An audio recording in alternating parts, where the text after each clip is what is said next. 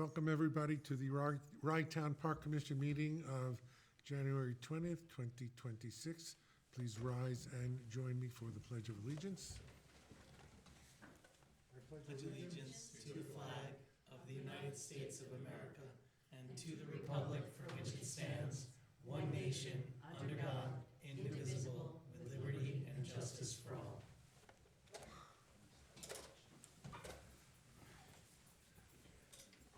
Debbie, please call the roll. Commissioner Josh Nathan. Here. Commissioner Keith Cunningham. Here. Commissioner Jason Klein. Here. Commissioner Lindsay Jackson. Here. President Gary Zuckerman. Present.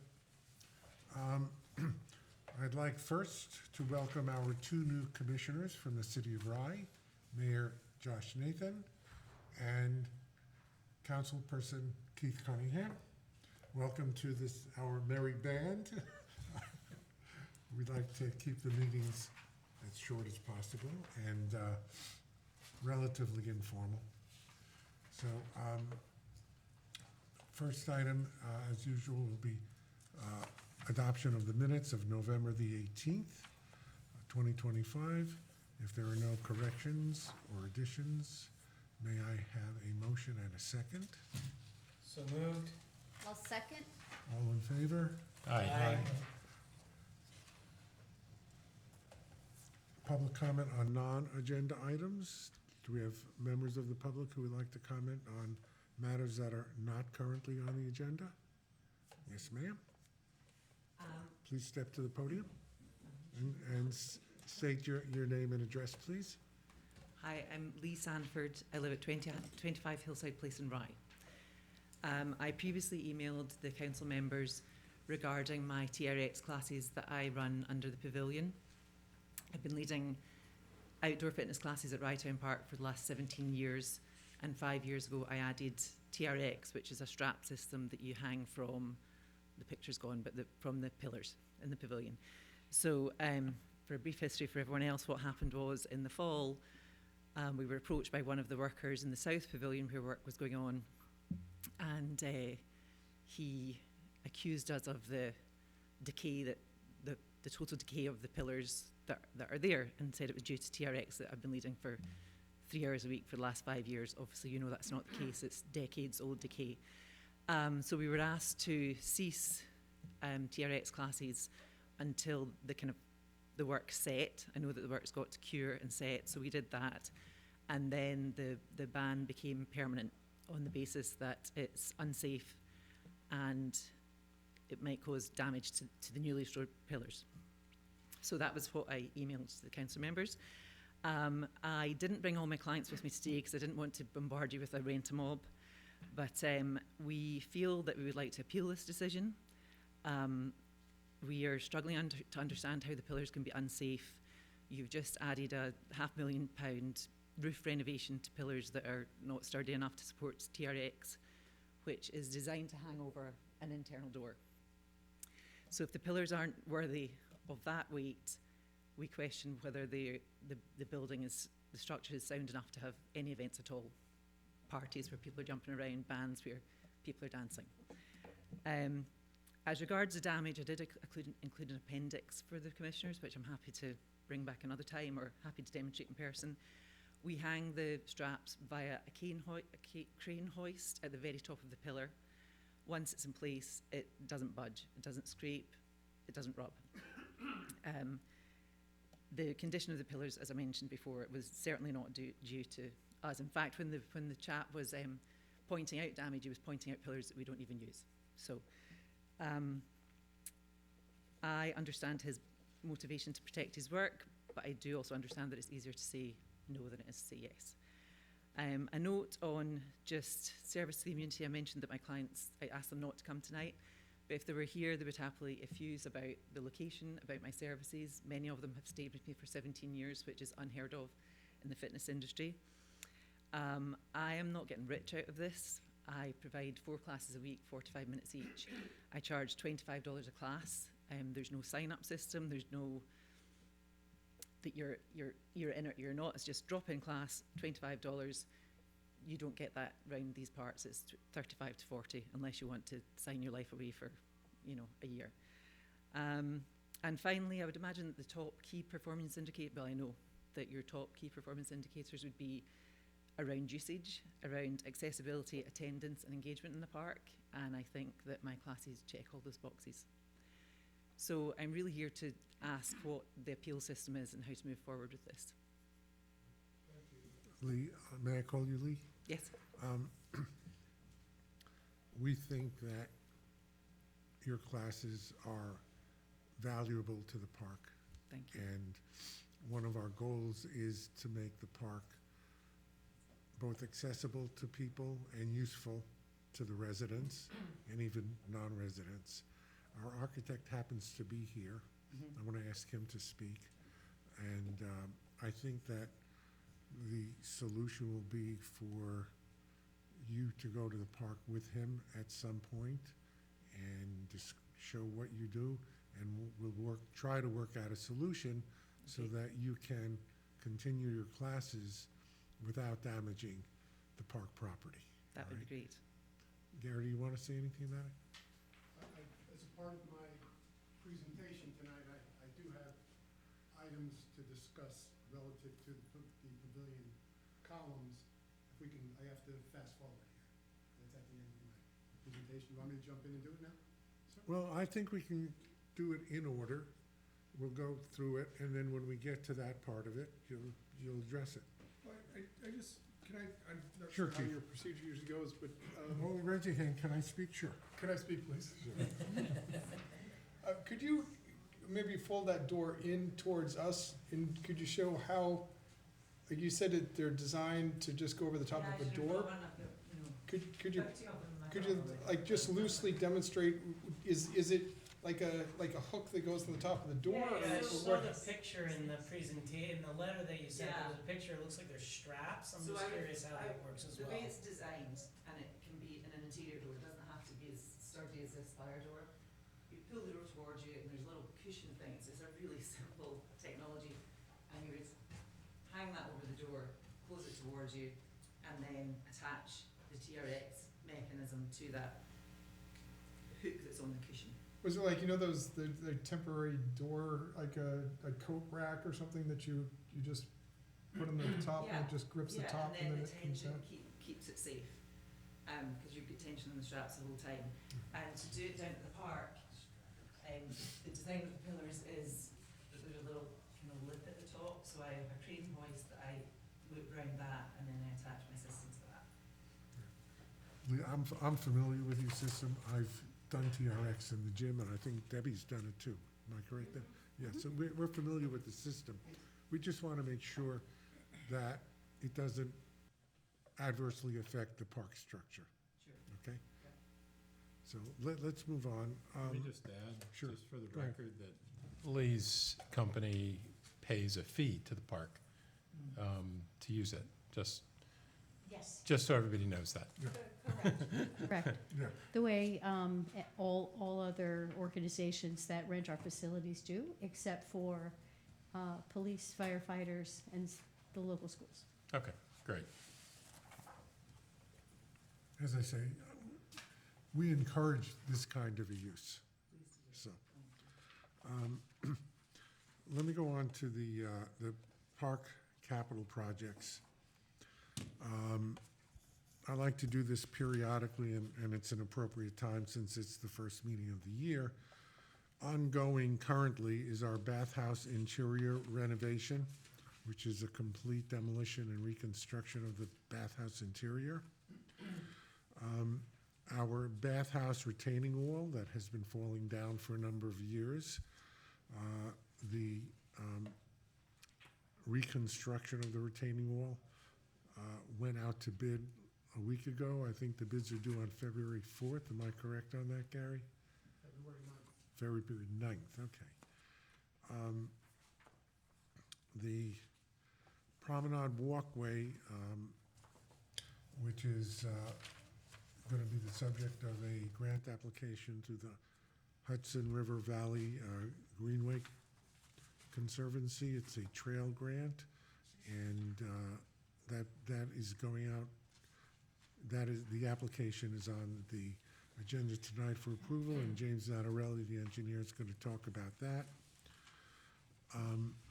The green stormwater infrastructure, which includes major stormwater management and reconstruction of the parking lot, for which we've gotten total grants of approximately $10 million from both the state and the county. We are in the process of completing the paperwork that will we actually have completed the one for the county grant, one for the state grant we were just given last week, and we're going to be in the process of completing that so that we can get our state contract. And that, I believe that paperwork is due in June. We will be applying for a grant to study a reuse of the tower building through the Hudson River Valley Greenway. That will be a planning grant for this year. I think that application is due in April. Am I correct, Debbie? Yes. And the seawall coping and railing, that's to rebuild the coping along the seawall by the pavilions, complete replacement of the coping and the fence on the top. And that's the subject of a congressional directed spending request through Senator Gillibrand's office. Last we heard, and we checked about a week ago, it's in the Appropriations Committee.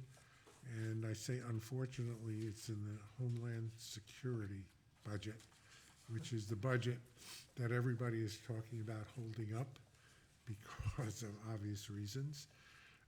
We're hopeful that this will ultimately get through and that our grant will be in there. So those are on the horizon, and I invite members of the commission to comment on any of those and to come forward with ideas for future projects. Although I think we're pretty well burdened with administrative details right now on what we've got.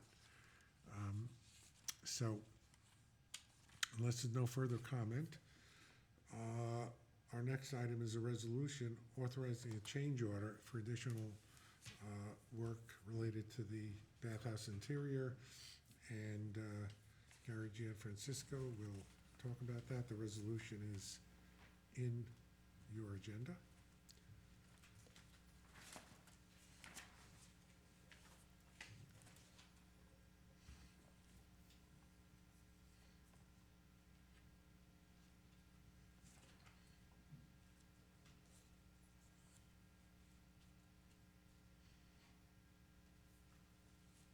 I took my picture off the screen.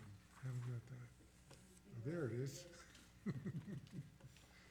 Now, if you're wondering what that is, that was in the governor's State of the State address.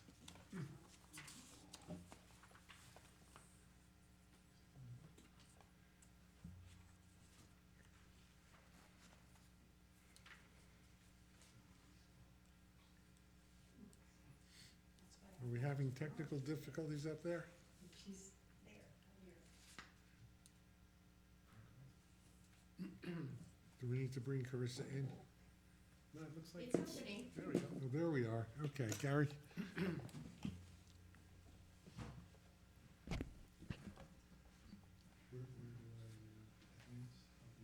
and down? Excellent, okay. Mr. Chairman, members of the board, Gary Gianfrancesco from Arconics Architecture PC. We are the architects who have done a fair amount of work in Rytown Park, and we are currently doing the interior renovation of the bathhouse.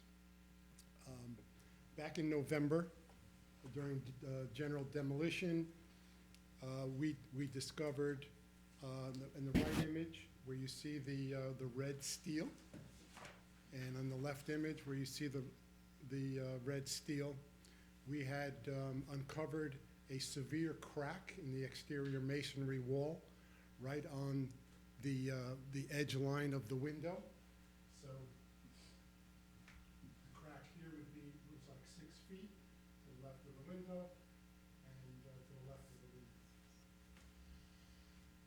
It's a load-bearing wall, and the crack was not necessarily repairable within the masonry, so our goal with this change order was to structurally tie the corner together. So those are L-shaped pieces. There's an angle iron on the corner, and then we have bolts going into the masonry on the left and the right of the support. This is part of what reared itself as a bigger problem, where the roof line changes, which is right here, you can see. Prior to the new roofs being installed 5 years ago, 7, I was not a party to that, but this roof had been taking on water for probably decades, and it was just coming into the structure. So during the freeze-thaw cycles that occur, the masonry cracks. It cracks a little more, it freezes, it thaws. But this happened over a long period of time, and we can say that definitively because, as you'll see in the accompanying images, and as a part of this change order, there was structural wood damage of significance in this immediate vicinity. One of the things I will show you is there's a beam here, big 8x8 beam, and on this side there's another one. I'm going to show you photographs of the deterioration of that beam, and that was a part of the remediation for the job.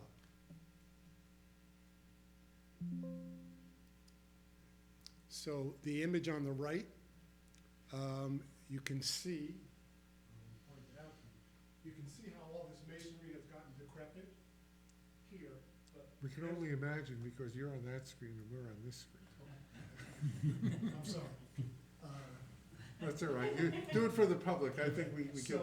Why don't you do two hands? Just there we go. So you can start to see There you go. that 8x8 beam is deteriorated significantly in that corner. I think what we need to do in the future, is have a pointer so that we can do it right on the screen. Yeah, I didn't bring my pointer tonight, I'm sorry. So on the left image, on both screens, I can't know if I can reach both, but you can see that there's a void in that 8x8 beam. It's all deteriorated.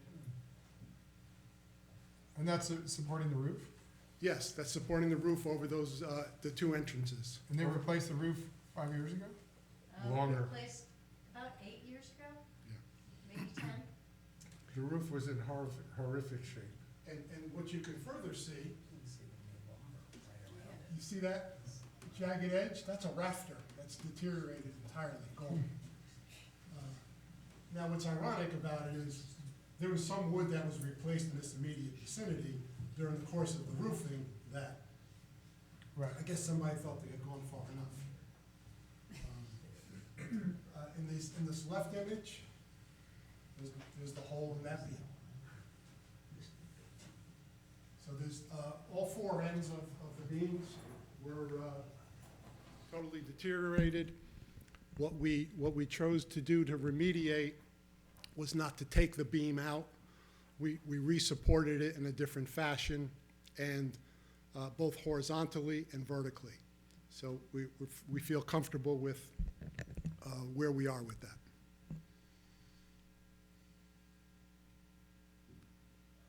So just having rotted wood like that against new wood, does that help to, or, No, Is that- because the water's not there anymore. so it's, Right, so we, so not as additional moisture, nothing is? no, gonna be- so typically, a repair of that could be scabbing another rafter against it, Right. running the whole distance. And those are the kinds of repairs. Wherever you're seeing the lighter colored wood, those are repairs that were done during the course of the roof. Some of them, we've gotten past this now in our work, but wherever you see new wood in the building now is a part of the remediation work.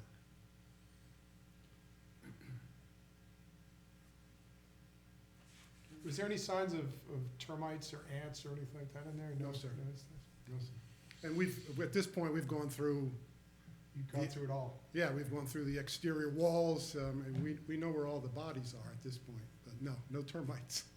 I guess it wasn't even good enough for the termites. So, just to give you an indication, so like, this would be a new rafter that we scabbed on, and wherever you're seeing new wood in there.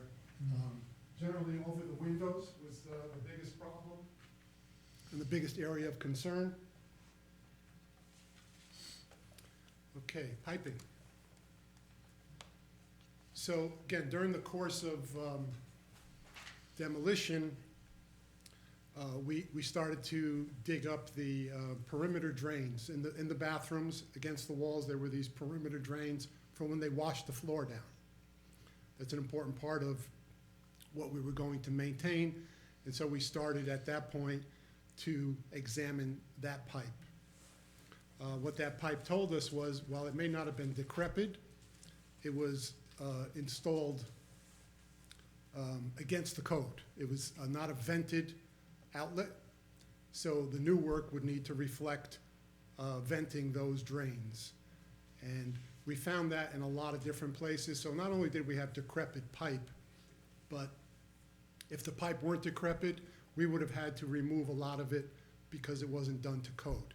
What seemed to have happened over time is whenever there was an emergency or an issue, they would isolatedly fix it and make it work and not necessarily pay attention to the system as a whole.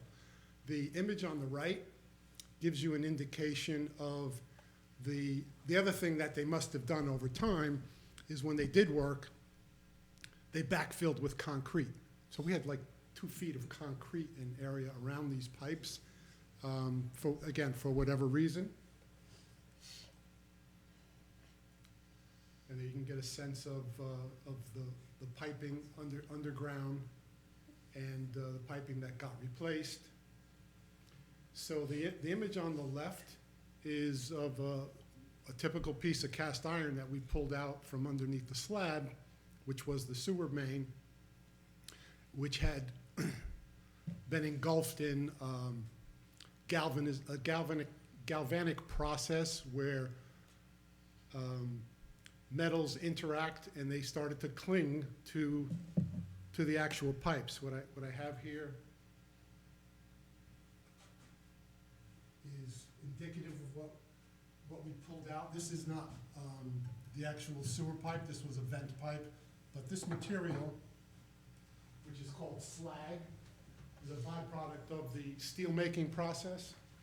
And when they're making steel, in the molten pot, if you will, the slag starts to coagulate, and it's really the impurities of the system, of the process, if you will. In the past, historically, for whatever reason, slag was used in concrete slabs instead of gravel. And in this case, they backfilled the trenches with slag. So that material galvanized with the cast iron pipe and basically ate it up. It's cancerous. It's a galvanic process, and when you have different kinds of metals interacting, it will corrode. The image on the right is the sewer main just before it left the building, which obviously is full. That may or may not, we're not certain that was in that position before we had the lines jetted, because we went and we had the lines all jetted and cameraed so we could check the condition of the pipe before we started work. So the water all flowed, and there was no images of broken pipe in the video. And it starts to make sense when you understand how this stuff works. There's a piece of that slag.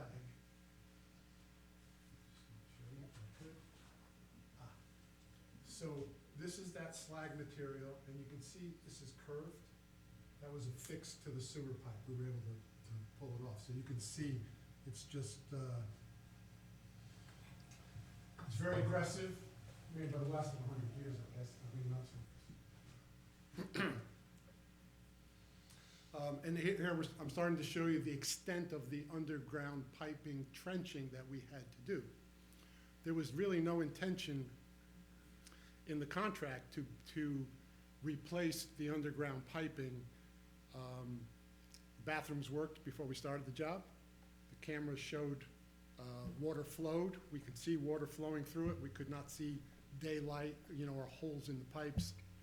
But we changed all of the sewer waste pipe from one side to the other as a part of this change order. And of course, we backfilled with sand material and proper backfill materials. But it went from side to side. And these pipes are 100 years old? Yes, most of them are, except for work that had happened, Other than the patchwork along the way? Yeah, exactly. But the vast majority of it is all old and original. This was built in 1925, so it's exactly 100 years old. Okay. During the course of this, we had our engineers come in and observe the situation as we started to find pipes that were broken on the top. And it became apparent that everything would need to be replaced, either for a code purpose, backfill material being incorrect, and just to get the job done 100% correct. So the total cost of that change order, so our engineers worked with us. They checked the quantities of the piping. That was a part of the change order. I was pretty much there on a daily basis. I could ascertain the amount of time that was spent chopping and removing, and again, everything has to be wheelbarrowed out, wheelbarrowed in, and it was a significant amount of work.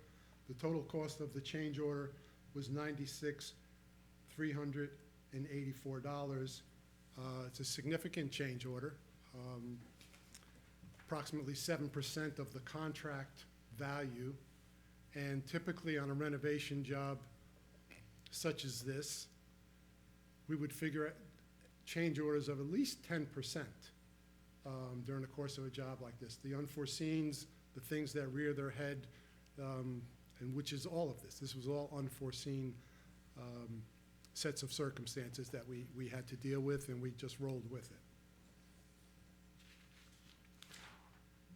The second change order, which I don't have any exhibits for, has to do with the installation of telephone and data outlets and wiring for the Wi-Fi repeaters.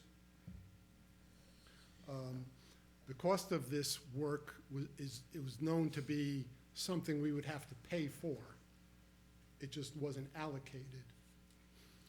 And the reason it wasn't allocated is we typically, on projects such as this, we put the conduit work in the electrician's contract. Typically, guys who do telephone work and data work are not electricians, and they don't install hard conduit. And the conduit ends up being a part of the final inspections that the electrician is going to be responsible for. So he had included the conduits in his contract. Also in this contract, we had included a unit price per point to be installed. So we knew what each point would cost. We didn't know the quantity at the time of the contract. That being said, we've met with our communications people. We had a conversation. It seemed for expediency's sake and for good practice, it was best to leave this in the electrician's hands and pay for the work on the contractual unit price, which was already established when the bid went in. And his number is consistent with that unit price. The total number for that is $7,344. And that represents like 14 points. There is some additional wiring that's also in there that the electrician is just going with, because some of the outlets have more than one wire in them. But the conduit is already there and he's pulling them through. So whether he's pulling through one or two, and we're talking about 14 points. So that's change order number 2. Can I go right into the pavilion? Just before we do that, so the data wiring was planned but not put in the budget, or was just you didn't know how it was gonna turn out, so you waited? I just, Yeah, we typically wait. We typically feel our way through. We're certain that we cover things, right. like the conduit, which is the biggest expense, and we pick up the wiring Later. as we go along. Okay, so this small, I mean, it's a tiny change order in the scheme of things, was expected? Yes, correct. Okay, understood. Let me just intern while you're getting to the other thing. One of the reasons I wanted Gary to make the presentation and show the pictures is for posterity. If people look at this later on and say, didn't you figure that out? How come you had $100,000 extra? And this way we have the explanation in video and any questions that might be asked. So I just wanted to make sure that everybody was aware of it and that there would be a full explanation as to why we incurred such a large extra. And we've done a significant amount of work at the park, and under very difficult circumstances. I don't think all of the change orders to date add up to this, on everything that we've done. So the pavilion columns. The image on the left is the email that was sent from the contractor who did the restoration on the columns. He sent it to us prior to him starting the work. This is September. We all had observed the activity in the pavilions. We've seen people exercising and doing what they do in the pavilions. But he highly recommend not to continue to allow this type of use. In his estimation, and this is a guy who does restoration work, is it will damage the columns. And you have to understand, and this is what I'm here to explain tonight, you have to understand how these are put together. I'm going to jump here. The image on the right is the letter that was sent, I guess, to the commission. Yeah, that's Lee Sanford's letter. Okay. This is not a question of the pavilions falling down. That's not what this is about, the structural stability. What you have there, this is prior to the work. These columns are hollow. They're brittle, thin concrete. So this is before the work. You can see the cracks.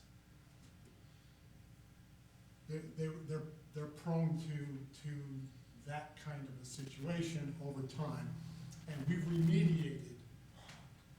Not only did we fix these, we remediated the cause of this when we did the job.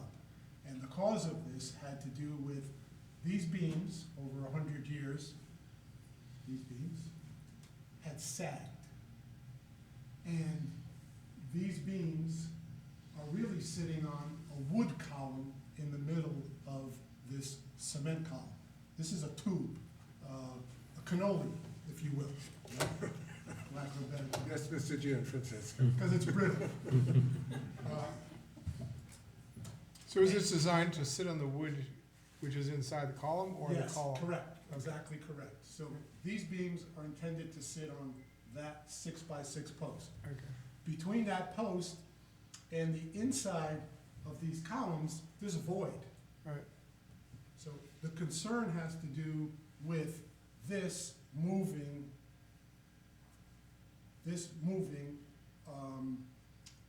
independent of the column that's in there.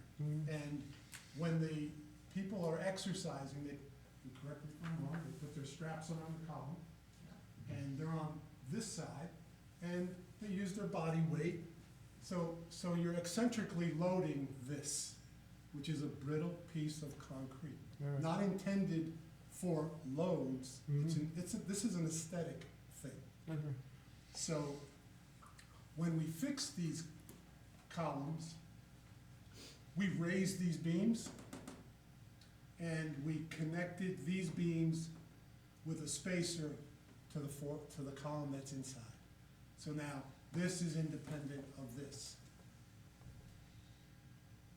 It may even make it a little bit more prone that this could move now, right? So that's where the concern comes from. It's eccentrically loading these columns in a fashion they're not intended to be. And it's very brittle material. But what I can offer you, if it's something that you're looking to entertain, is these beams are sitting on the wood columns. These beams might be conducive to some sort of an arrangement with your straps. I think I've looked at that and I can't get them over, there's enough room to get them over, and in particular because there has to be that chicken wire to prevent pigeons. That didn't get put up soon enough so the pigeons were pest. Again, I don't know all the idiosyncrasies of the operation, but we can lift the boat now. Gary doesn't deal with pigeons. So we can lift the pigeon netting, you can put your strap in place. I don't know exactly how you do it, it's not for me to say. I can opine on whether or not something you propose is conducive or can be done, but Let me ask you this, Gary. There are two sets of beams. The beams on the columns, they're both on the columns. no, and the ones above them, These rafters? the rafters. Yes. What about them? Well, what if you, would they be conducive to throwing a rope over the top of that? You're talking about way up here? Yeah, you have a whole series of them.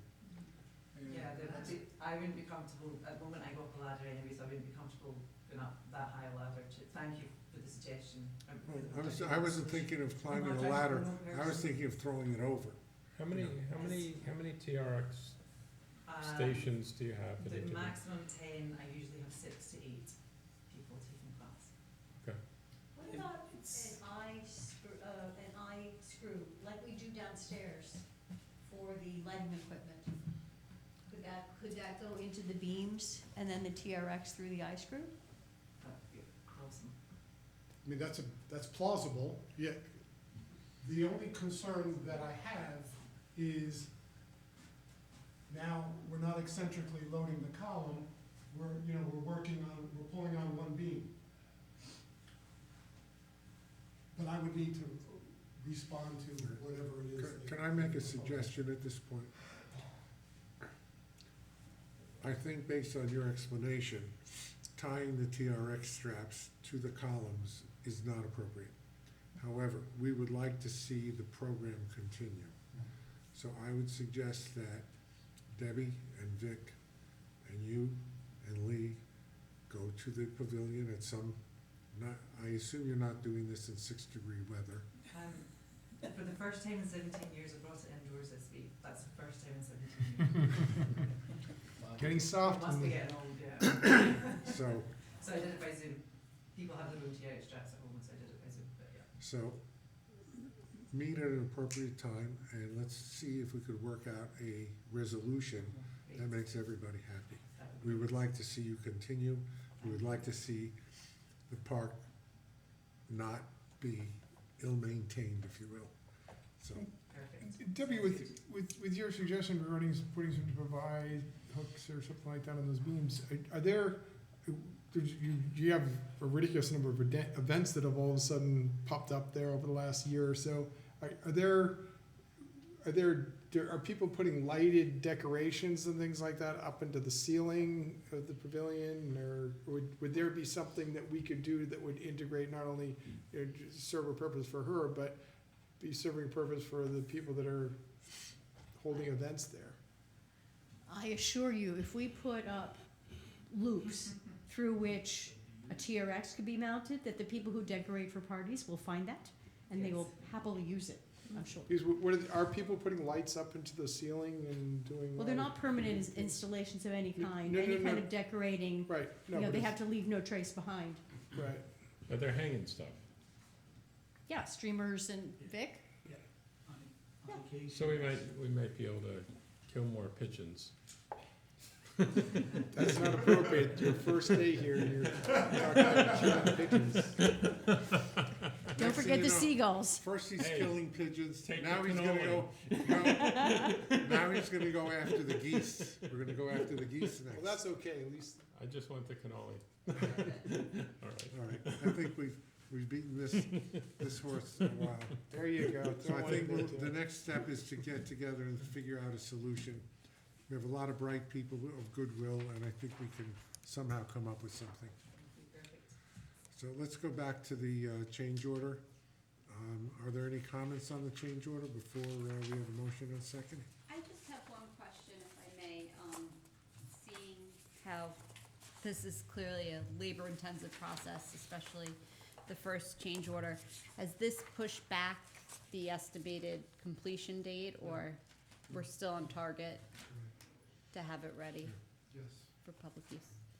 I spoke to Gary about this earlier, or late last week, and I think you're looking to start the finishing product, you know, get it all enclosed and start the finish work by the end of February.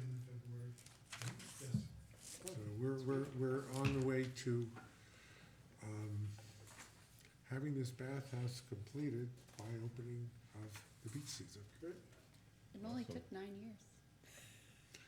Well, not since we first started. Some of us whining for 9 years. Well, actually, you know, I'll make a comment on that. First, let's vote on this, and then, before we forget, may I have a motion and a second, please? I'll make the motion.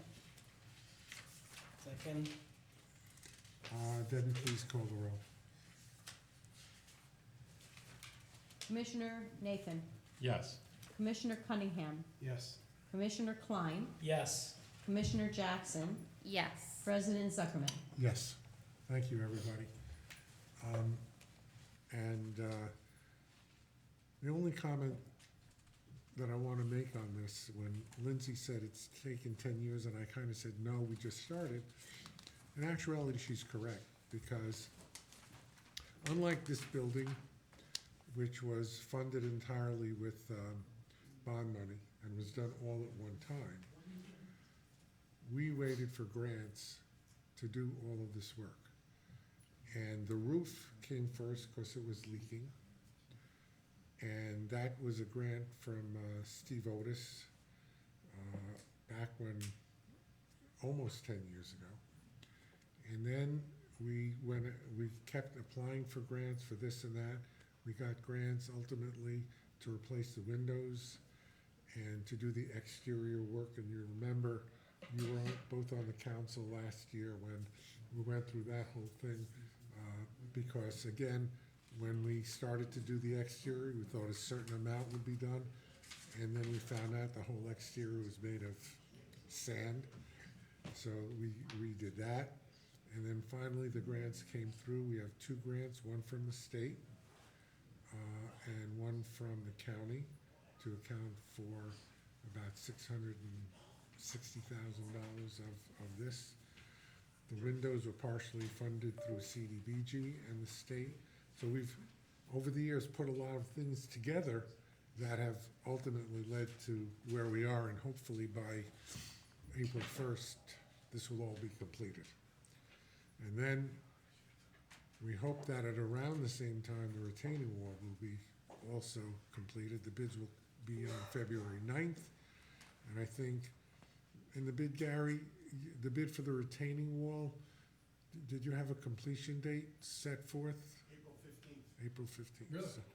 So hopefully. aggressive. Yeah. Yeah, but you know something, it's not knocking it down and building it up. It's not, does not fit and finish to it. The most complicated thing is doing the cornices, you know, the tops of the, Yes. that's the most complicated part. So, okay. Next item is authorizing the submission of a New York State Hudson River Valley Greenway application. This is for the promenade and some stormwater. Good night, Gary, thank you. at a total cost of $664,000. James Nattarelli, our engineer on this job. Good evening, President Zuckerman and Commissioners. James Nattarelli from the Doff Roadfeld Engineering Division of AI Engineers. I've been helping the Ride Town Park Commission with this grant application to install an ADA compliant sidewalk from about the vicinity of the restaurant, the Barley Beach House, up to the edge of the property on the north end, which is the where Playland Park starts, or where Playland starts. What am I looking at? Because that's not what's there now. We finished it. Yeah, I that tell was you. really, We're all that was done. really great. We're all done. There's snow on top. I don't see it. So you hit on it. This is what we're going for. So just to get your bearings here, the orange line represents the project area. This is kind of a zoomed out view and then a more zoomed in view. Here we go. This is the Oakland Beach, obviously, in the proposed project area. And again, the more zoomed in view, it's the Barley Beach House on the bottom. And then again, the orange line that snakes up to the north is the project area, and that's where the new sidewalk would run. So the existing conditions, if you've been out there, you've seen there's a little bit of sidewalk that's existing. It goes from about the bathrooms down to maybe about halfway down, but it's deteriorating, falling apart. You can see it here in the foreground of the picture. It's crumbling and not very safe to walk on. And it's also maybe about 3 feet wide at this location. Here's another view looking in the opposite direction. Kind of get an idea of what the surface is like. It's that, it's a loose gravel material. And then again, the existing sidewalk on the left, but just where that shade starts of the tree is where that sidewalk ends. And then it's just all gravel heading south towards the restaurant. Another thing that's happening here is not just that the surface is loose and difficult to walk on, but that it's subject to a lot of erosion from stormwater.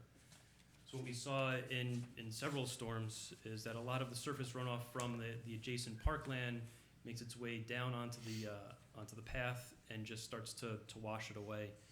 There have been several efforts by the Ride Town Park Commission to redress these areas to get them back to their proper condition, which have been successful for a time being, and then it rains again and it happens again. Another thing that's happening is when that water becomes too much, it builds up, it runs down that promenade and then over the seawall and onto the beach, and that's that picture that you see all the way on the right. That's from stormwater running over the wall from the promenade and starting to wash away the sand. So what we're proposing to do is, in addition to installing this sidewalk along the seawall side of the promenade, is install some drainage improvements along the park side of the promenade. So what we're looking at doing is something like a traditional French drain, which is, as you see in this cross section, it's basically just a perforated pipe in gravel. It's buried kind of shallow, maybe about 18 inches. Down to the bottom of the pipe, it'd be a 12-inch perforated pipe and then just filled with 3/4-inch washed crushed stone. And it would look something like this at the surface. These are just examples of what it could look like next to the path. And the idea here is that any water that's coming off of the parkland would be intercepted by this French drain and then conveyed out to this low-lying area. Let's see, can I use the mouse here? No, this doesn't work. It might work on the screen. On this one? Occasionally, I've seen Is this a touchscreen? by accident. No. It's all right.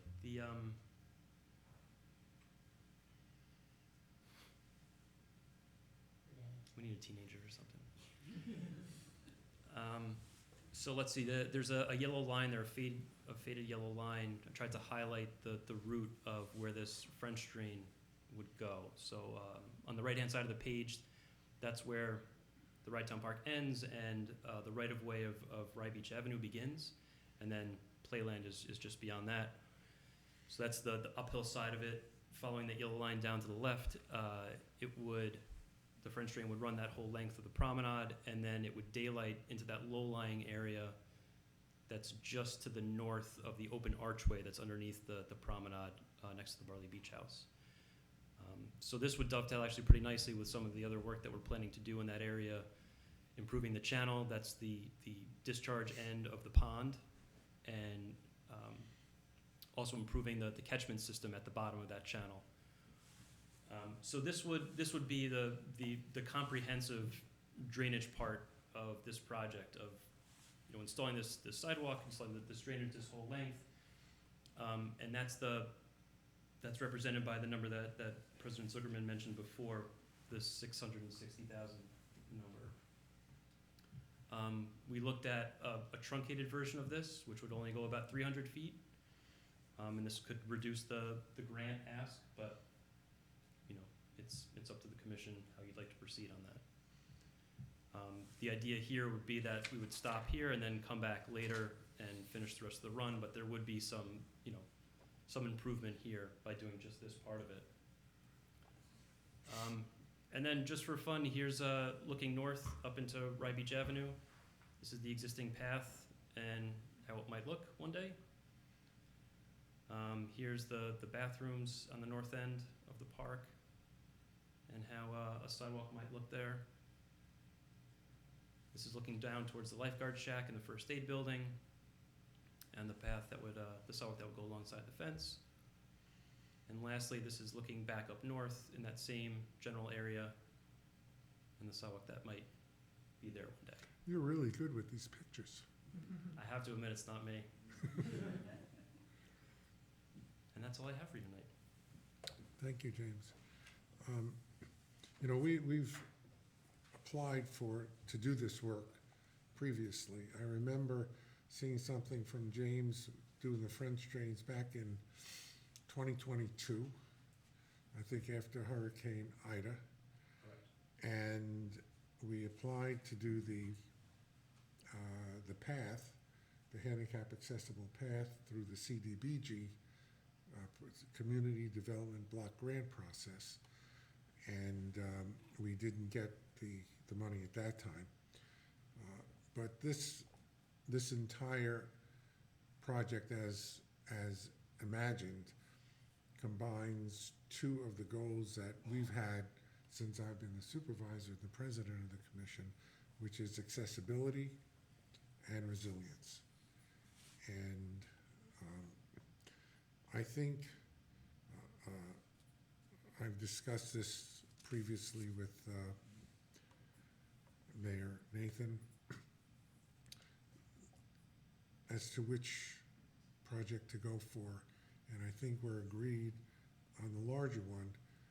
But what I will attempt to do, not I personally all alone, but with the staff, is to maximize the grant money by amending it's not amending because it's not written yet, the specifications for the GRG grant and the county stormwater grant to also include this mitigation, because it's all part of the same idea, is resiliency in the park. And by doing that, we would hope to decrease the amount of the local match, to take out as much as $200,000 from this particular one when we go out to bid, because we're going to try to include it in the GRG, which is a 90% grant, and the stormwater management, and the combination of the GRG with the Westchester County should be more than enough money to cover all of this work, because the estimate for the work is about $1 million less than the grant money that we're slated to receive. All depending, of course, on how the bids come in. So, anyway. So Sorry, that's- I'm sorry, it's Diana Page. I was wondering if I could just ask a quick question. Hi, Diana. Hi there. So with this, if I understand correctly, this work is actually gonna happen, like, if you do have the money for this, or you don't have it yet?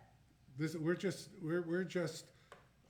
having, this resolution just approves the park commission to apply for the grant. We Oh, might I not, see, okay. we might not get this grant at all. We may get zero. In which Okay, got case, the pathway project would not be done, but hopefully the mitigation project would be able to go through by amending or including in the specs this project with the GRG and the county stormwater. Okay, got it. I was just, the reason I was asking is that I remember last summer, one of our wheelchair-bound residents stopped me in the park and talked about the ramp that's at the Rye Beach Avenue sort of playland entrance. And he was just pointing out that it's, very, very steep. And also that he had seen a couple people, I think maybe on bicycles or something, but sort of come down that ramp and then hit a pothole and spill over their bike. And so I was wondering if you're gonna consider, making that area better, if you could consider grading that ramp in a more ADA accessible way. It just might help, our wheelchair-bound residents, but also, people on bikes or scooters or Well, whatever. one of the main reasons for this project is because, I don't know if it's that particular person you spoke to, but we've had discussions with people who use wheelchairs and walkers and who really have no use of the promenade because of the rough condition. And that's the Right. purpose of the ramp. We actually looked briefly into the reconstruction of the ramp, but we're not sure that it isn't handicap compliant. Okay. We looked at that and we're gonna remeasure it. And if it's not, we'll consider as we go along possibly redoing it. But one of the constraints again is money, but hopefully we'll be able to address that issue. It's not something we're Okay. not aware of. The Okay, other- great. Okay, the other thing that you mentioned is the promenade itself.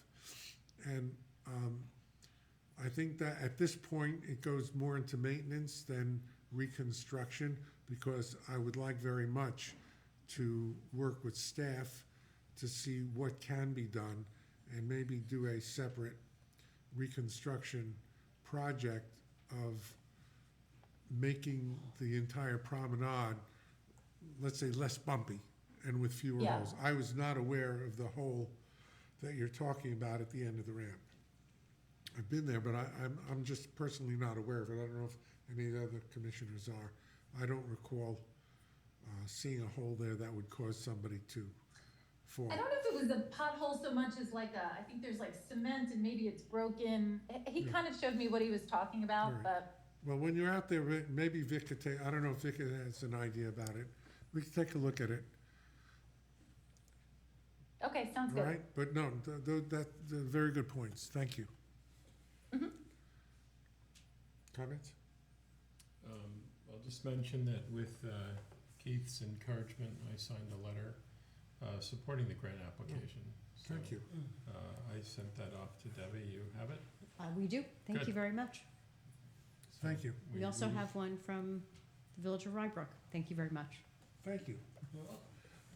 We have letters of support before we even have approved the application. Oh, It helps if you're saying it's an intermunicipal effort. Keith That's and I right. like to get ahead of the curve. We are. What else do you want? I'll think about it. A motion and a second would be nice. A motion and a second would be nice. We'll do that. Second. Okay, Debbie, please call the roll.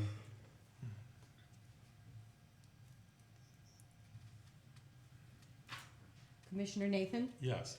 Commissioner Cunningham, Yes. Commissioner Klein, Yes. Commissioner Jackson, Yes. President Zuckerman. Yes, thank you. Hopefully it's a successful application. Hopefully it will be. Since we're doing resolutions, let's jump to the last resolution before I forget it. By the way, I have this habit of sometimes forgetting stuff on the agenda that I kind of skip over. The representatives of the town will be, the staff and I will be at the Association of Towns meeting on our next regularly scheduled Park Commission meeting, so I'd like to change the date of the February meeting to February the 24th. Is there any problem with that? That's the date you told us about. Have we told you about this? It's all good, right? Yeah, that would not work for me. That's okay. You sure about that? Okay. You have it. Yeah, it's our village board meeting. Oh, okay. All right, The second and fourth Tuesdays of the month. all right. Is there, I don't know that we can have any other date. Let's set it, if we have to change it again for some reason, we could, Yeah, you could probably Convene, make but let's quorum. set My it- guess is you'll make quorum without Yeah. them. let's, hopefully we won't have too much of importance to vote on. Only the budget. Just kidding. May I have Definitely feel free to vote on that. may I have a motion to change the date of our February meeting to February 24th, 2026? May I have a motion? I'll make a motion. Second, please. Second. All in favor? Aye. Aye. Thank you. Going back to the agenda, a presentation from the Barley Beach House. Do we need to accept the Thank you, James. climate vulnerability, or do you want to do that later? Resolution 4. See, I did skip that. I thought that, okay, let's do resolution to accept the Rye-Town Park Climate Vulnerability Assessment by Indigo River. Debbie, tell us what this is about. See, I told you I skipped. I do that. You thought you were up. The Rye-Town Park applied to Sea Grant for a study to study the climate resiliency and an adaptation plan for Rye-Town Park. And of course, I don't have the resolution in front of me, but this was the first round of grant awards awarded to communities around the Sound Shore to study the impacts of climate change and make recommendations on how to harden our physical plants so that we could be more resilient. And the grant resulted in an RFP paid for by the grant, not by the park. And Indigo River was the environmental engineering firm that was engaged to conduct a study. This took the better part of a year, starting with a research of all the other research that had been done, and an extensive stakeholder data collection process, both in person and statistically with written surveys, and ended with an extensive study, which you have in front of you, of the condition of Rye-Town Park, the risks that Rye-Town Park is facing from the impacts of climate, and recommendations on a range of strategies to go forward. And it's our intention to use this for future grants and for future engineering planning as we identify projects that will enable us to preserve the park for generations to come. Yeah, I'd like to point out that we are a bit ahead of the curve, because some of the things that they are recommending involved parking lot rehabilitation and promenade drainage improvements. Of course, they looked at our past studies, and shows you how long it takes sometimes to come to fruition. That studies that we've done 3 and 4 years ago, we're now putting into effect. But I think that this is an excellent study, because, as Debbie says, this gives us the basis to include when we go for future grants with agencies, to say, and the study was done, and this is what it shows, and now we'd like to apply for this grant to put the study into effect. So, anybody? Keith, comments? Nope. Nope. Josh? Jason? No comments. Lindsay, no? Okay. just wanted everybody to have a chance. No, and I think it was fairly comprehensive. We had we had them come and present at one of the meetings, I think maybe 2 or 3 meetings ago. And, again, like you said, this can be very useful when applying for the grants, so. All right, may I have a motion and a second, please? So moved.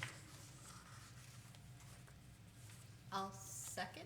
You guys gotta jump We're in. along for the ride, so Why? You're full members. I'm happy to support it. Okay. We'll just take a voice vote on this. All in favor? Aye. Thank you. Okay, now, presentation from the Barley Beach House.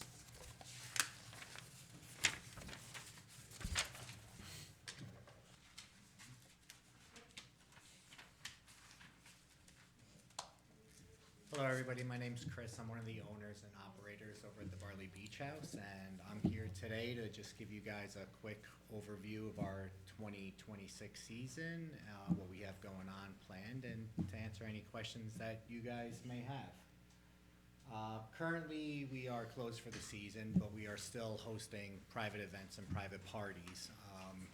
We're really trying to put our best foot forward these days to really book private events and parties. We've done some really nice parties over the course of years, and we found that, dealing with the weather on a regular basis, it's hard for us to, just have somewhat normal business when we're taking bookings in and everybody's canceling. So strong offense for us, we found, is just take the parties and try to make them as good as we can and get those clients to come back again. So we're really trying this year to really put our party packages out there, utilize the beach, try to do some beach deck weddings, utilize the pavilions and our indoor space as much as we possibly can. We're taking this off season to just kind of clean up the store and give it a new look. So we added some new lighting, some new furniture and everything to give the store a whole new look, give us a fresh look for 2026. So we're really excited about that.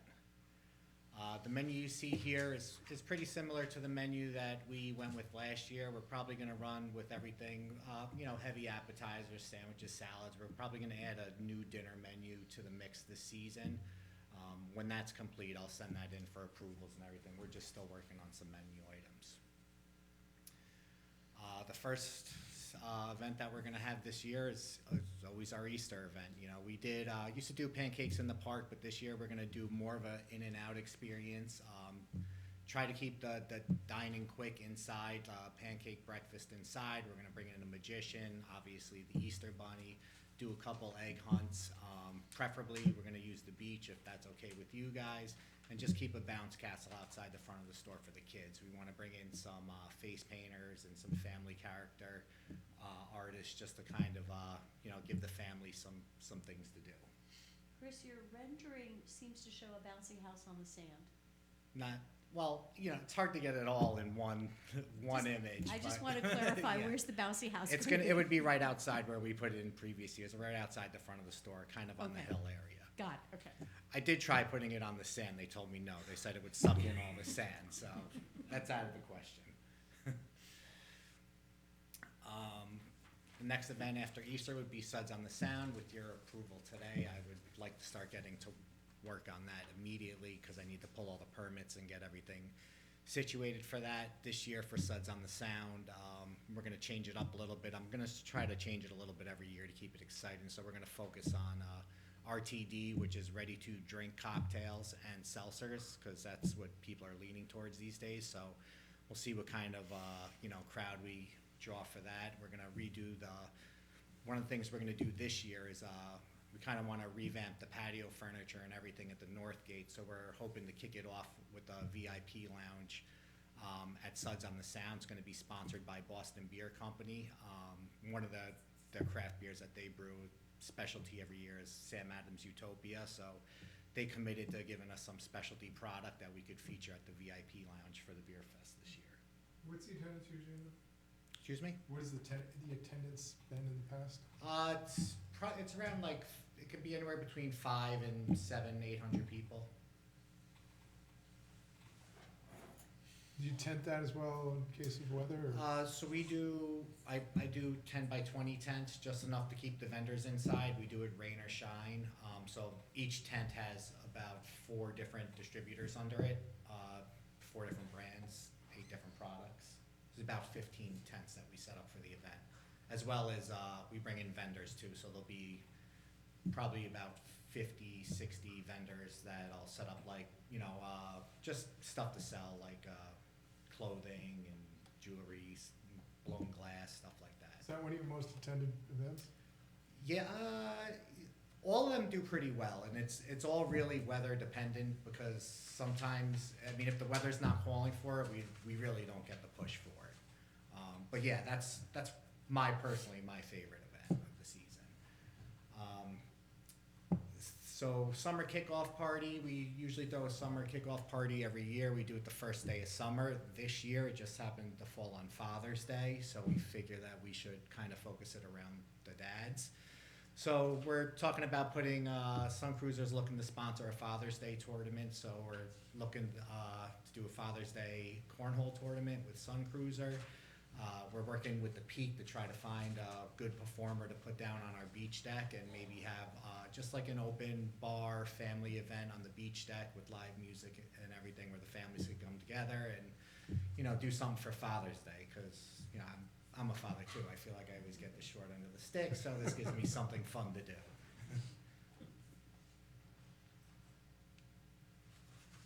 Rosé and Rye, we do this every year on National Rosé Day. We usually get a good turnout for this. We do this event on the beach. We keep it rosé theme focused, with rosé cocktails and rosé drinks and charcuterie boards and dessert boards. It's a great event. We do it every year, and gonna just keep on doing it as long as the people, you know, like it. 4th of July, big year this year.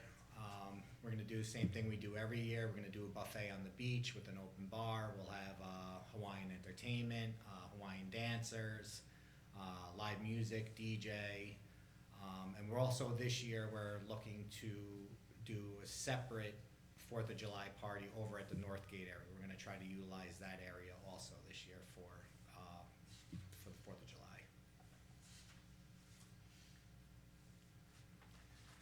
Reggae Rum Punch Party, it's another event that we do every year. We do it on National Rum Day, sponsored by Don Q. We bring in a reggae band, do unlimited rum punch cocktails, an island buffet. I'm yet to make it to this event because I go on vacation every year during this event, but most people tell me it's their favorite event of the year and that the band is amazing, so we're gonna line it up again for this season. I've been to that, it's pretty good. Yeah. This year I might make it because it's gonna be on a Sunday, so should be back. And then Sip Sound Savor, this kind of took over last year for our Westchester Wine Walk. It's kind of our farewell event of the summer. It'll be the last event we do on the beach deck, if there's no other parties booked after this date. But it's kind of how we wrap up the season, and we do a big peak event, so we try to get a good band from the radio station in that day.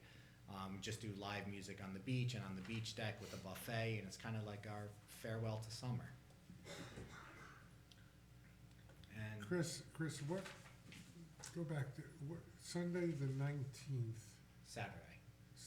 Saturday the 19th, which weekend is that? Third or second? Third? I don't have my phone on me right now. Third week? I think so. Yeah. It is. Third.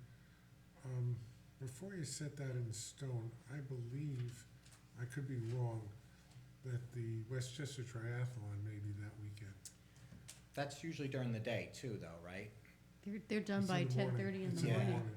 And This doesn't That's start 4 till to 8. 4. Yeah, it was the same, last year the triathlon fell on the same day as the Yeah. wine walk too. That's Well, why, the kind main, of why the we main triathlon is Sunday, but the kids' triathlon Yeah. and the sprint is on Saturday. But that's the same weekend? Yeah, I Okay. believe so. All right. Well, it's 4 to 8, so it shouldn't interfere at all.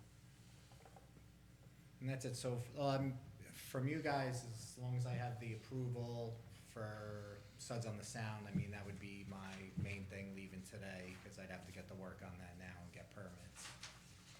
Comments from, we can make a motion, but I'd like to hear from the commissioners.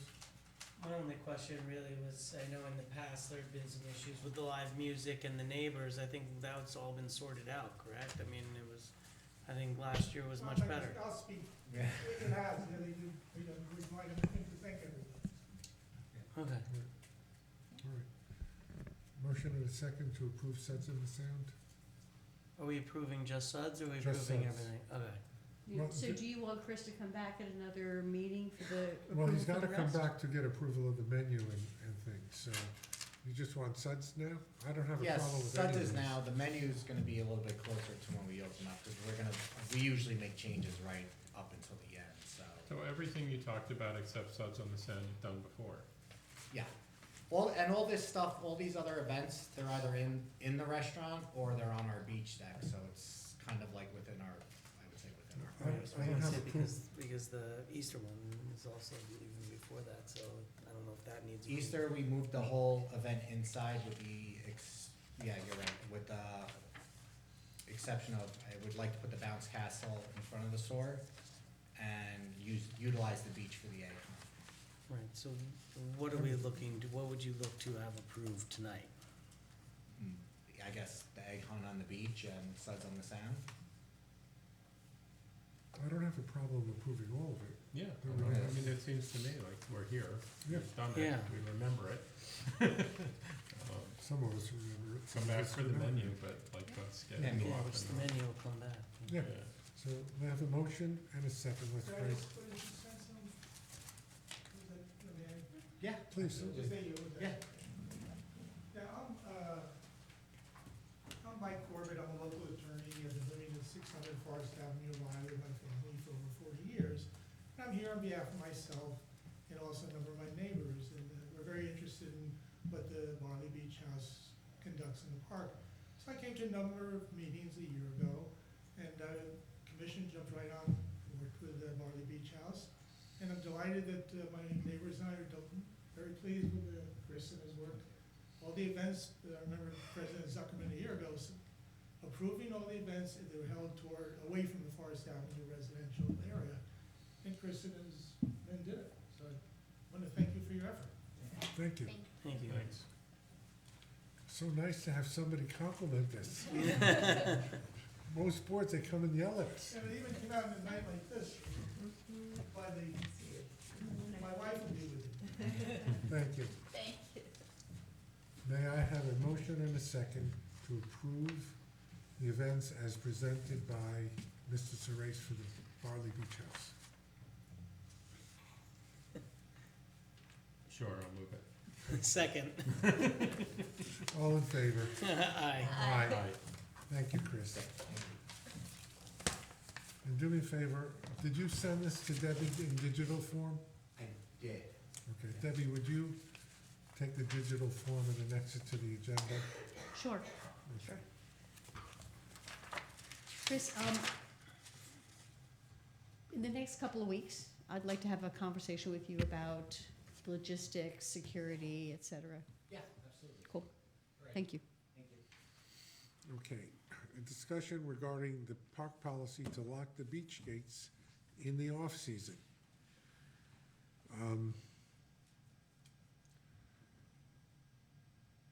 Discussion was had, we received a letter from a resident who wanted to walk on the beach and questioned why we locked the beach. And that resident is not here tonight. Yes, she is. Is she? Oh, Yeah. yeah. Oh, you're behind there. Would you like to, Please would come you to like the- to take the microphone? Yeah, so, I've been a resident of Rye since State your name and address, please. Maggie Yon, 42 Orchard Lane in Rye. I've been a resident since 2001 and have enjoyed the beach all year round, more so in the off-season than in the regular season because it's more crowded. I exercise with Lee, we have classes there, and I've been doing it since 2001. And all of a sudden, it seemed around Thanksgiving it was closed and I couldn't understand why. It was I thought, oh, is it because Thanksgiving? And then it was on a weekend, and then it was on a Thursday, and I was perplexed because it's such a beautiful part of our town that everyone enjoys. And when I'm there, it's not just us, but it's many other people running, walking, little kids playing. And I know some people have been swimming, but they've been doing that since 2001. People are in the water doing cold plunges, and they have little groups that do the marathon. They practice swimming there on weekends in the winter. So I was just don't understand why it was closed. I think the risk is very low that anyone would be injured or hurt if it was open, like it usually was, from like 9 a.m. till about dusk. So I didn't understand. I don't Well, understand. I think that the major reason was that there were some abuses, and like anything else, most people who take advantage of the park, and it's a wonderful park, do not abuse the park. They do not abuse the beach. We've had this discussion regarding off-leash dogs. Most people do not abuse the privilege, but some do. So I think that the reaction was to lock the beach both when lifeguards were not there and in the off-season when the beach is not being used.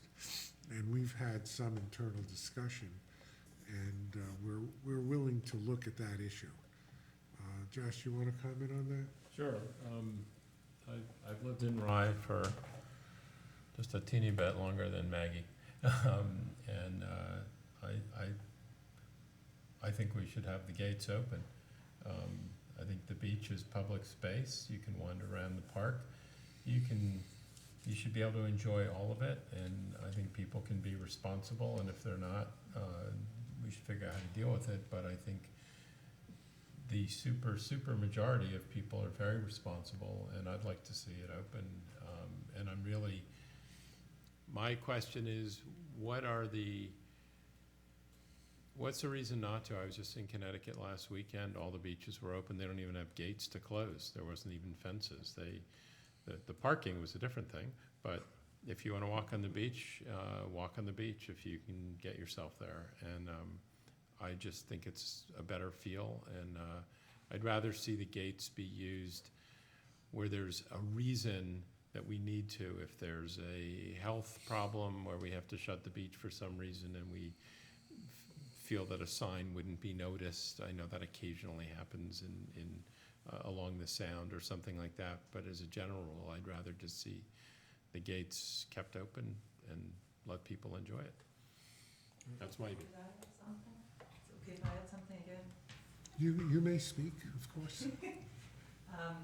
I hung out for this too because I feel even more strongly with this than I do the TRX. It was Maggie that told me about it, and people have been asking both of us about it, and it's another occasion where if people were aware that the beach was closed, you would have been packed out today. You wouldn't have got everyone in, and I think it happens it's almost like by stealth. And then I've said to people, our neighbour across the street who's two young kids, I said, "Are you aware they've closed the beach?" And she said, "Oh no, I just thought it was happened to not be open that day."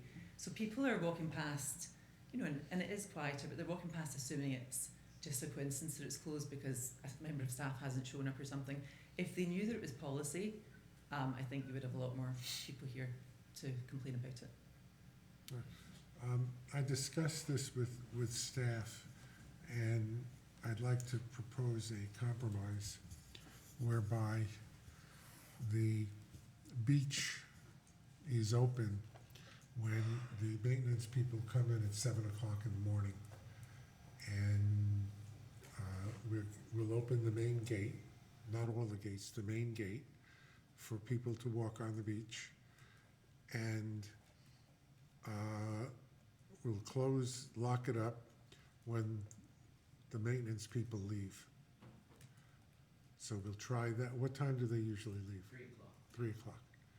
So basically, especially off-season when it gets dark, that way the people have use of the beach most of the day. They can come in the main gate and walk on the beach, and I think that solves,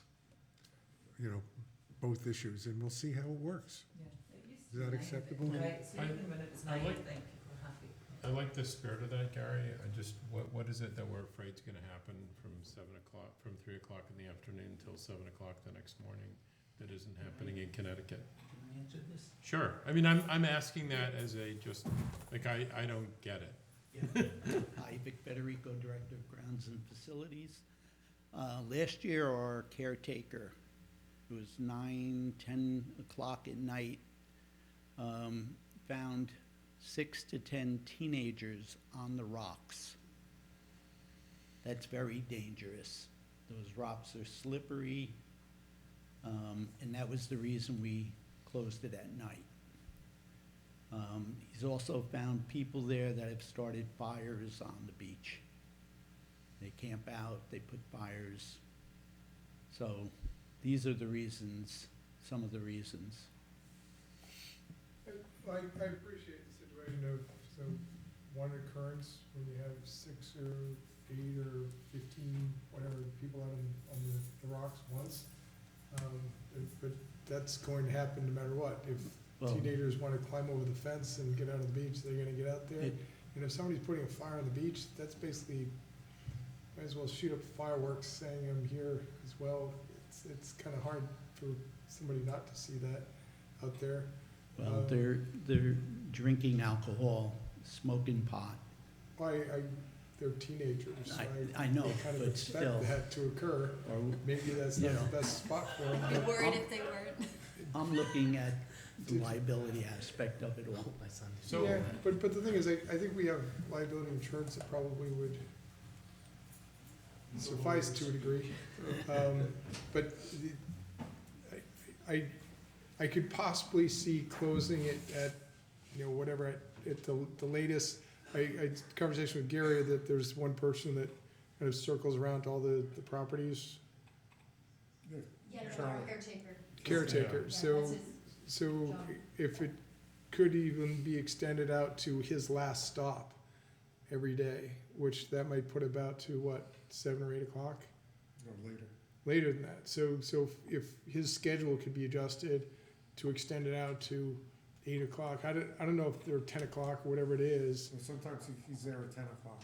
that would be great, but the thing is, I don't, it seems, I frequent, as we've discussed, I frequent the park, frequent Rye Playland Beach as well. I think it's great that we're keeping it open until 3 o'clock. 3 o'clock, there's some families that might want to take a walk out there with their kids and spend some time on the beach. I wouldn't bring my young family out onto Playland Beach because there are a lot of dogs just ripping around out there, and there's a lot of there aren't bad dogs, but the thing is, I wouldn't have a 5-year-old kid around with. I have 2 labs, and they're really friendly, and they would jump on a 5-year-old kid. Not that I don't have well-behaved dogs, but they just do that. And So you're the one I've heard about, huh? Well, and to add to what Commissioner Cunningham said, as someone who used to use the dog beach, now my Shih Tzu's kind of elderly, so he's aged out of it. But I believe that having it open, especially on the weekends, in the later hours, or to accommodate those residents who are maybe working, especially as daylight, we get closer to spring, daylight's extended. It would be great to see that those increased hours as far as opening. the And the thing is, during the summer, we frequently during the summer, and I think it was at 8 o'clock during the summer that the beach shuts down. Is that right? Yes, 8 o'clock. I guess, but 8 o'clock, there's been times around 8 o'clock and sunset is 9:30 or something like that, and all of a sudden, we need to pack it up and leave, and And what's posted, I think, I don't know if it's on your website, because I looked at, I don't know if there's a sign there anymore. Can you It says speak to the okay. microphone? What's posted, either on your website, or, I don't think it's, at the gate, but it says dawn till dusk, is kind of what I read. So I think that would be reasonable. In the winter, it's 4:30, so. Hi, I'm Jeff Binder. I'm the attorney for the park and the commission and also the town.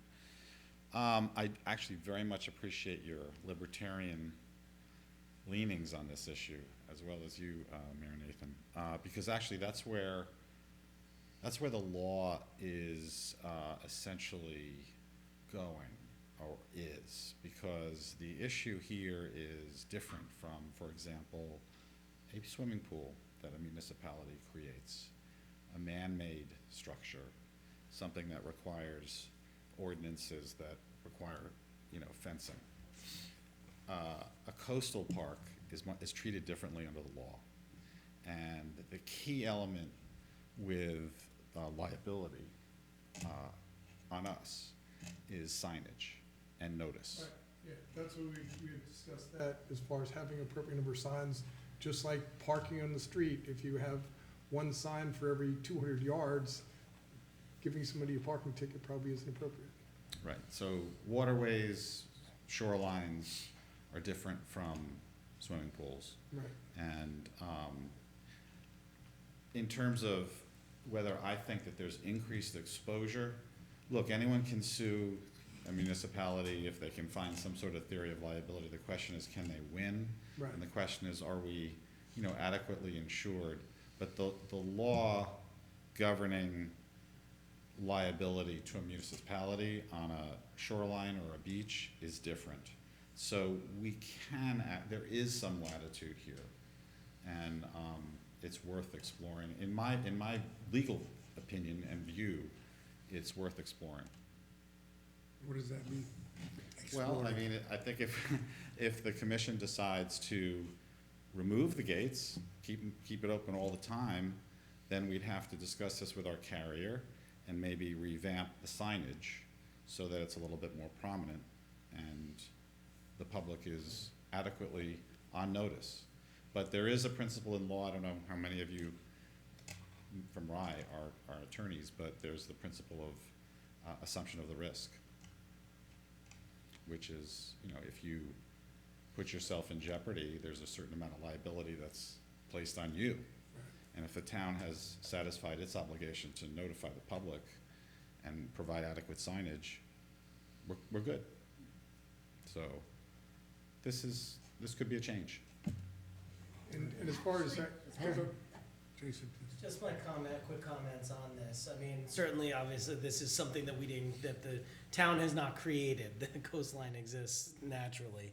I think if you're looking at just having that one gate open, it's very easy to put prominent signage right there. So there's only one way in, one way out. As you're going in, you're seeing the signs. I would make a suggestion in terms of hours, since we know that it's beginning at 7 a.m., instead of saying dawn, that's incumbent on someone getting there and opening up. If the gate's going to close, 7 a.m. to dusk, if the gate's opening and closing, because then that'll change. You don't have people there at nighttime, which I think, certainly as the days get longer, people want to be out there looking at a sunset, looking out on the beach, looking out on the water. you don't want those teenagers out there after dark. They don't. We don't They go to other places, or at least the ones in Rybrook do. But we don't have coastline. But I think, I don't like the expression dusk. We have that at Crawford Park also. I have no idea what dusk means, because dusk, in January is different than dusk in July. So, when it's dark, does dusk mean when it's almost dark? Does dusk mean when it's very dark? I don't know. I like Jason's point about if you have one gate open, you can put your signage there, and I would leave it to our council to advise us, but I would think that a sign along the lines of, no lifeguard on duty, no swimming allowed, and then, then you assume the risk. I mean, in Connecticut, it just says no lifeguard on duty. It doesn't even tell you what you can or can't do. It's just telling you there's nobody here. Maybe it's different in New York, and we're in New York, and that just happens to be where I was looking. In Europe, there's no sign anywhere. The entire Mediterranean is right there, and you can walk into it anywhere you want. So if it's public property, so I'm in favor of using the gates as a way of having the signage there. I like that idea. I don't have an objection if you were to say, hey, at 10 o'clock at night when Charlie's doing his last round, he shuts the gate. But I don't feel strongly that that has to happen. I feel like the signage is the way I'd like to see it go, but if there's a value or you want to try it out, I would go with that as the Well, I wouldn't want to put a burden on Charlie when he does his rounds. Charlie does his rounds for the entire town. Crawford Park, Town Dock, Rytown Park. So, And he's just checking. I mean, he's just looking to see that things look okay at well, that point. I think you've seen his Well, he report. also, he checks. Josh may not have seen the report. I mean, he makes sure that the doors that should be locked are locked, and if they're not, he does. Yeah, I think Yeah. you may have included that here, I saw that somewhere today. You had, I think you had 2 weeks of, or a couple of weeks, some days of summaries. or Oh, whatever. we've added Rytown Park to the, are you getting his emails now? I don't know, I read it somewhere. Okay, I read it. I'll check, Getting a I'll lot check. of emails. And to the point of signage, I would say too, aren't there signs around the rocks as well? Oh, yeah. Yes. There are. Yeah. So I think I feel more strongly in my position now.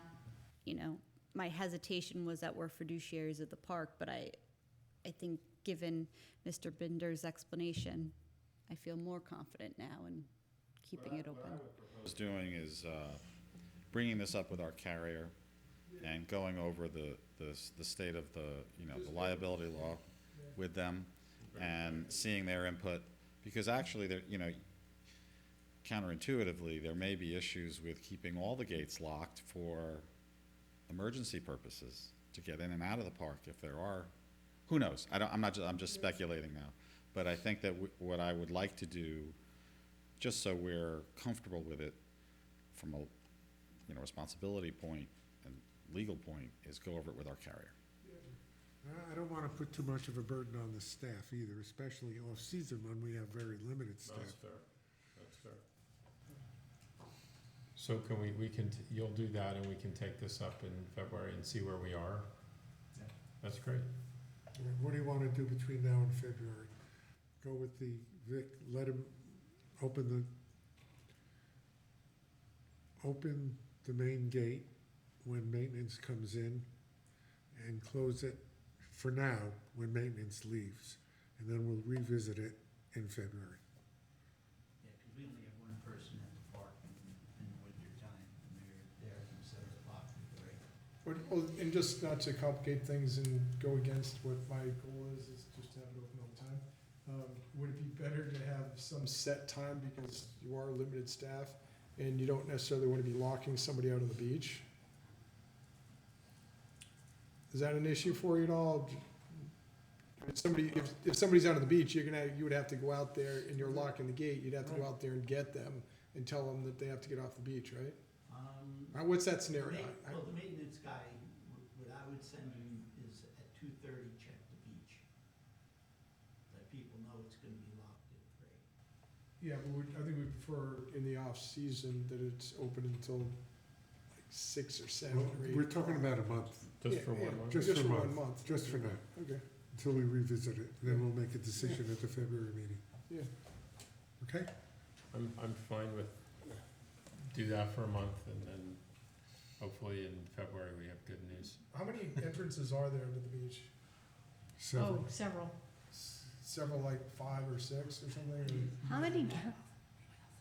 There's a- There's Right, the locksmith has 15 gates, is that right? There's 15 openings to the beach. Is there really? Yeah. Even though we generally think, oh, there's just 3. 4. Well, then it comes down to is how many, somebody's gonna walk out there and see a gate closed and they're like, alright, I can't get on the beach. Well, after a while, they'll If get the used middle- to it. if the middle gate is open, which is, That's where most That's- people go, is the middle gate. Like Yeah. 75% of the people go to the middle gate? yeah. I would say 90% of the people Okay, go to the middle okay, gate. alright, Yeah. okay. Am I right? What days of the week are people there? The staff members? Just Monday to Friday. Right, so that would exclude weekends, that's the only. Because I think weekends are also, especially as the weather gets nice, those nice spring. We're Well, talking, Maintenance comes back March 1st. so, we're talking about 1 month, Lindsay. Yeah, we're talking about So we'll put this into When effect. it's really One month cold. and that's gonna We'll be see. 9 degrees on. I know, it's gonna be really cold. Yes, and, So if and you the wanna go to be- the beach, Not too concerned, And the and beach is definitely not covered with concerned about snow. people swimming. Yeah. so you're not walking in the sand, you're walking in the snow. Snow, yeah. well, I'm from New Hampshire, I like that. Oh, you're from New Hampshire? Yeah. I'm a UNH grad. Are you really? Yep. Oh, boy. Wow. All right, so Okay. I would, Commissioners, I'd like to clarify that we've just identified that until the February meeting, the park will be unlocked, the beach will be unlocked at 7 a.m. when maintenance arrives, and locked at 3 p.m. when maintenance leaves. Correct. Yeah. One gate, one gate. One gate, the middle gate. Okay. Okay, With the goal of getting to a different place after that. Good, okay, All right. End of discussion. excellent. Management report.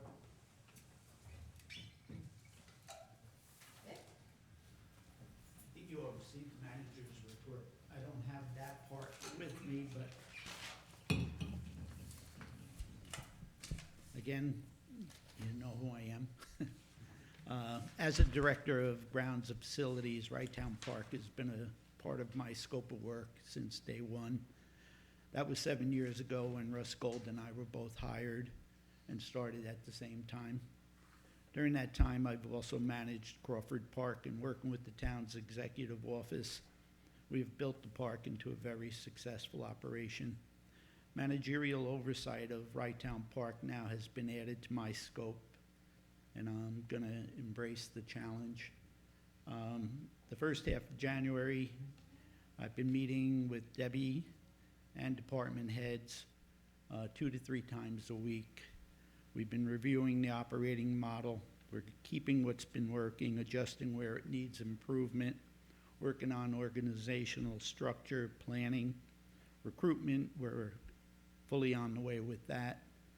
And it's going to be, for me, a work in progress because I'm not only there, I'm here, I'm at the cemeteries, I'm part of the construction. But I can tell you, this year, we'll see a lot of familiar faces and some new ones. So, anybody have any questions for me? Vic, I appreciate you taking it on. Thank you, Josh. Mayor, Thank you. Josh is good. congratulations, yes. Thank you. And that's it. Thank you. Appreciate it. Thank you. And I'll just say this while I stand there, it's been a pleasure working with you for these past 7 years. And, It's been a pleasure to work for the town. Just also, Vic, I didn't mean to be dismissive of your concern about our youth. I really do appreciate it. Yes, just so you know, my background is in, Education, yes. yes, I coached baseball for over 45 years, high school and travel ball. Before I came here, I ran the Yonkers Police Athletic League. So children are important to me. Appreciate it. Thanks. thanks, Vic. so Vic and I have been meeting several times each week. We've been meeting with Waterfront, we've been meeting with park rangers, park attendants, examining the organizational structures, recruitment, soup to nuts. So one of the things I want to show you is a social media post which is about to be launched, recruiting lifeguards. And we've got a couple of those ready. There's another one with our lifeguards.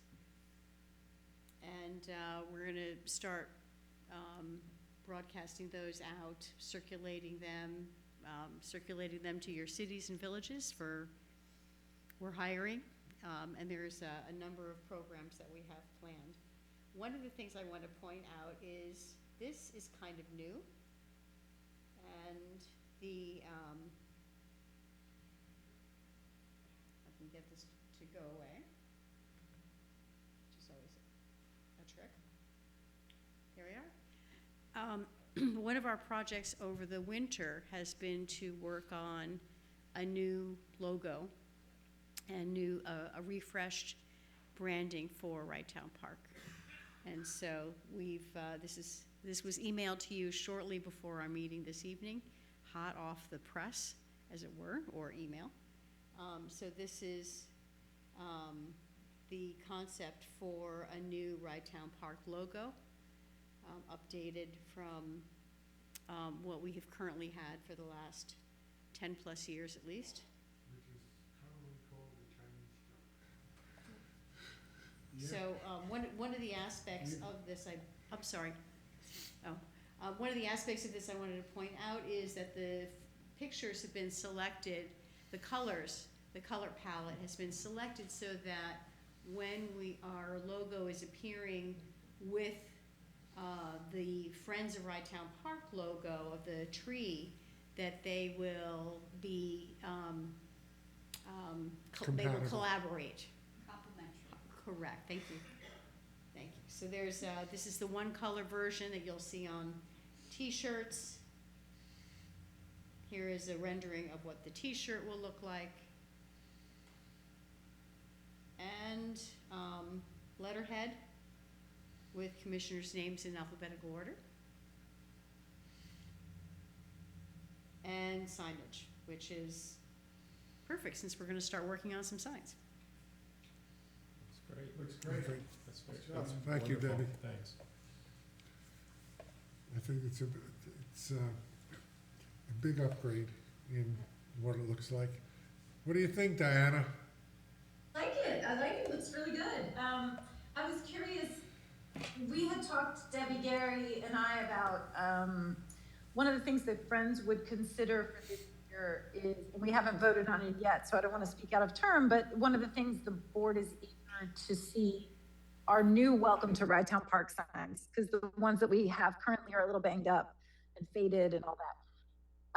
Is that something that you would still be in the Friends undertaking, or do you guys have a plan to replace the signs with your new logo? No, I think we are going to replace the sign. That's probably what the big sign would look like. But I mean, is it in your budget to cover the new signs at the 4 entrances, or? It will be if the commission approves the budget. Okay. You do not want the Friends to buy the sign? Oh, no, I Is know that, you're asking me, I was under the impression that she was I offering. didn't say that. I didn't say that. Okay. Let me be clear. We intend to put it in our budget to do, and we have many signs to post, including the ones we were talking about today with making sure we had the no swimming without lifeguard signs.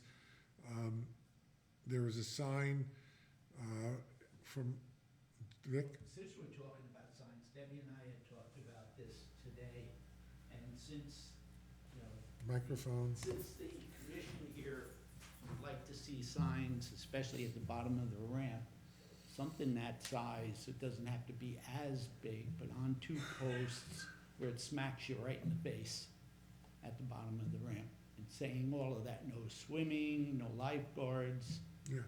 no Well, dogs. I had sent a sign to Yes, Vic. that's where it came. Yeah, when, a couple of years ago, I was doing a triathlon in Florida, and they had a Claremont Park, and they had this really nice sign about, you can't do this and you shouldn't do that. And by the way, they didn't prevent people from going on the beach. But we'll make a mock-up of all of that and bring it forward.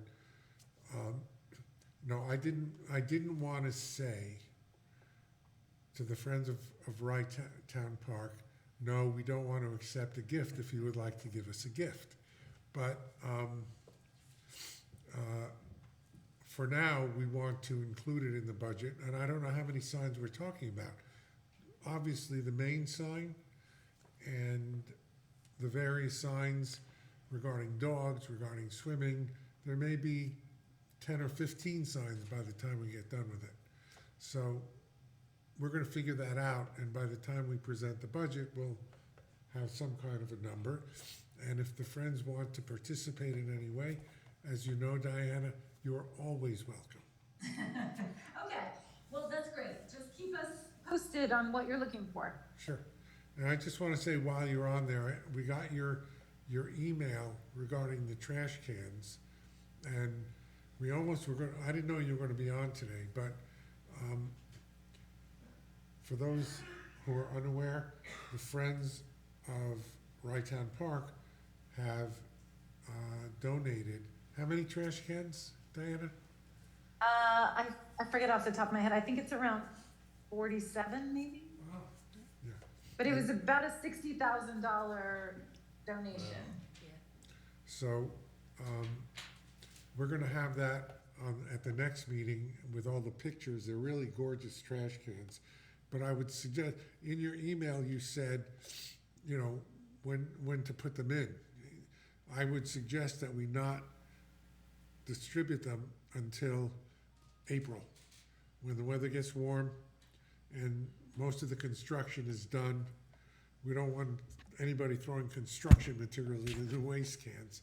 But I think to aim for like April 1st or thereabouts, and what to do with the old trash cans, I have no idea. Maybe we I can just know donate they them gotta somewhere. go. Yeah, they gotta go Gotta into the go. trash. They're metal, so metal dealer will come. Yeah. Debbie, you'll send the pictures around to the commission, Sure. okay? So, oil ones? yeah, I'm sorry, The which oil pictures? barrels? Oh, you want the juice Yep. drums? Yep. okay. I think we're done, Great. now that our audience has all departed. Motion to adjourn. So moved. Second. All in favor? Hi. Next.